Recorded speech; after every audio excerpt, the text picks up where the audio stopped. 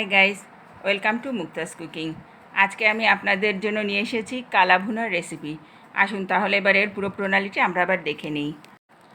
3 pound beef, 1 cup chopped onion, 1/3 cup mustard oil, half cup tomato sauce, 2 tablespoon soya sauce, 1 tablespoon salt. একটা মশলা তৈরি করেছি, 1 teaspoon red chilli powder, 1 teaspoon garlic powder, 1 teaspoon ginger powder, half teaspoon মৌরি বা fennel, 1 teaspoon cumin powder, 1 teaspoon coriander powder, 1 teaspoon turmeric powder, half teaspoon cinnamon powder, half teaspoon nutmeg বা জায়ফল, 2 piece bay leaves, half teaspoon black pepper, 5 piece cloves, half teaspoon mace বা জয়ত্রী, 4 piece cardamom. সমস্ত উপকরণ একসঙ্গে blend করে আমি একটা মশলা তৈরি করেছি। মশলাটা আমি বিফে দেব।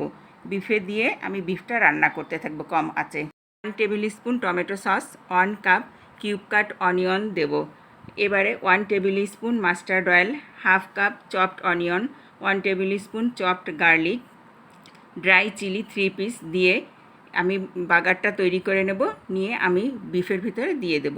দিয়ে আবারও কম আঁচে আমি বিফটাকে রান্না করে নেব। তৈরি হয়ে গেল মজার স্বাদের কালা ভুনা।